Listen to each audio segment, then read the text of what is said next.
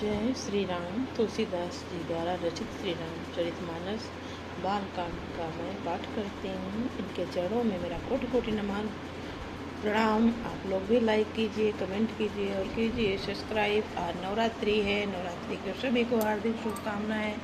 ये पूजा के लिए फूल और आम के पत्ते हैं।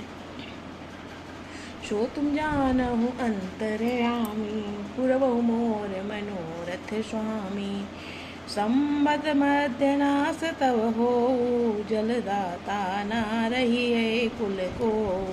नृप सुनि श्राप विकलयति त्रासा, भय बहोरी बर गिरा आकाशा। विप्रहु श्राप विचारि न दीना, नहीं अपराध भूप कछु कीन्हा। चकित विप्र सब सुनि न भवानी, भूप गयो जहाँ भोजन खानी। तहाँ नयसन नहीं विप्र सुवारा, फिर्यो राउ मन सोचे अपारा। सब प्रसंग महि सुरन सुनाई, त्रसित पर्यो अवनीय कुलाई। सो तुम जानहु अंतर्यामी, पुरवहु मोर मनोरथ स्वामी। भूपति भावी मिटई नहीं, जतपि न दूषण तोर। किए अन्यथा होई नहीं, विप्र श्राप अति घोर। दोहा संख्या 174 बालकांड। सो तुम जानहु अंतर्यामी, पुरवहु मोर मनोरथ स्वामी। अस कहि सब महि देव सिधाए, समाचार पुर लोगन पाए। सोचहि दूषण दैवहि देहि, बिरचत हंस काग किय देहि। उपरोहित भवन पहुँचाई, असुर ताप सही खबरि जनाई। तेहि खल तहाँ जहाँ तहाँ पत्र पठाए, सज सज सेन भूप सब आए। घेरहि नगर निशाच बजाई, विविध भांति नित होहि लड़ाई। झूठे सकल सुबट कर करनी, बंधु समेत पर्यो नृप धरनी। सत्य के तो कुल को नहीं बाचा, विप्र शाप किम होई असाचा।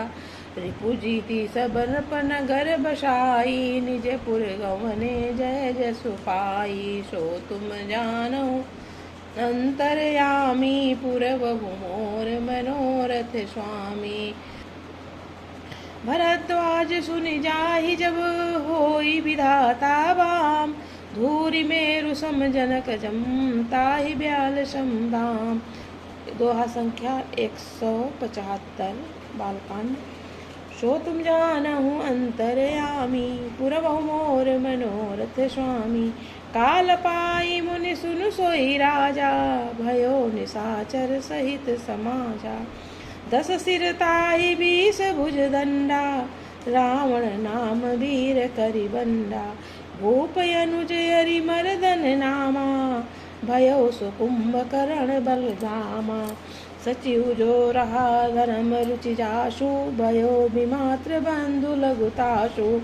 नाम विभीषण जेहि जग जाना, विष्णु भगत विज्ञान निधाना। रहे जे सुत सेवक नृप केरे, भय निशाचर घोर घनेरे। सो तुम जानहु अंतर्यामी, पुरवहु मोर मनोरथ स्वामी। रे नीच क्षत्रिय, तूने तो परिवार सहित ब्राह्मणों को बुलाकर उन्हें नष्ट करना चाहा था। ईश्वर ने हमारे धर्म की रक्षा की, अब तू परिवार सहित नष्ट होगा। 1 वर्ष के भीतर तेरा नाश हो जाए, तेरे कुल में कोई पानी देने वाला तक न रहेगा। आप सुनकर राजा भय के मारे अत्यंत व्याकुल हो गया। फिर सुंदर आकाशवाणी हुई, हे ब्राह्मणों, तुमने विचार कर सौंप नहीं दिया। राजा ने कुछ भी अपराध नहीं किया। आकाशवाणी सुनकर सब ब्राह्मण चकित हो गए। तब राजा वहां गया जहां भोजन बनना था। देखा तो वहां न भोजन था न रसोइया ही था। तब राजा मन में अपार चिंता करता हुआ लौटा। उसने ब्राह्मणों को वृत्तांत सुनाया और बड़ा ही भयभीत और व्याकुल होकर वो पृथ्वी पर गिर पड़ा। हे राजन, यद्यपि तुम्हारा दोष नहीं है तो भी होनहार नहीं मिटता।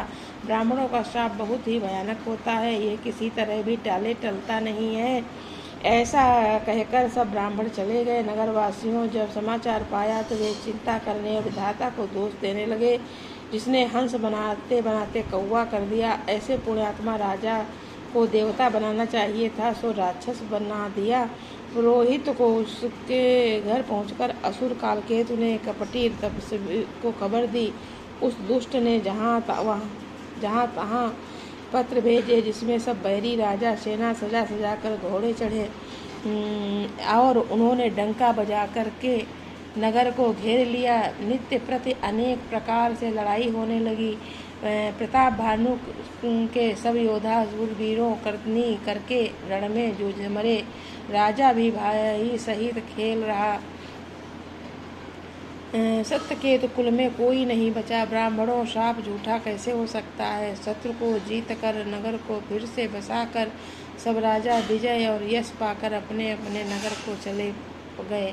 याज्ञवल्क्य जी कहते हैं कि भरद्वाज सुनो, विधाता जब जिसके विपरीत होते हैं तब उसके लिए धूल सुमेर पर्वत समान भारी और कुचल डालने वाली, पिता यम के समान काल रूप और रस्सी सांप के समान कष्ट खाने वाली हो जाती है। हे मुनि सुनो, समय पाकर वहीं राजा परिवार सहित रावण नामक राक्षस हुआ।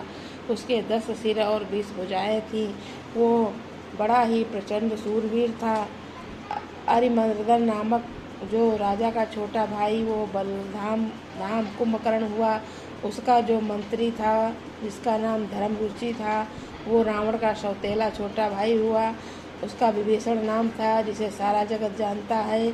वो विष्णु भक्त और ज्ञान विज्ञान का भंडार था। जो राजा के पुत्र और सेवक थे, वे सभी बड़े भयानक राक्षस हुए। जय श्री राम।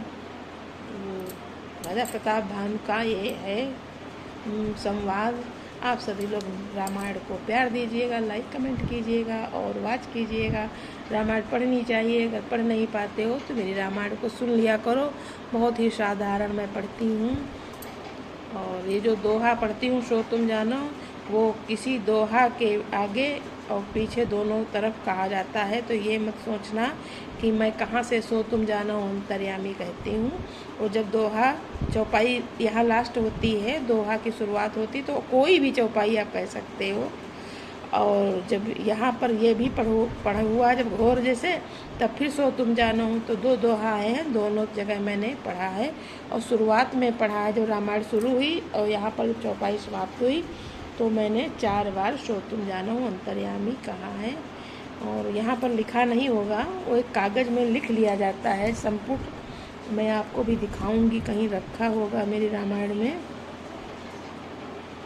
क्योंकि जब रामायण रामचरितमानस का पाठ किया जाता है तब वो लिखा जाता है।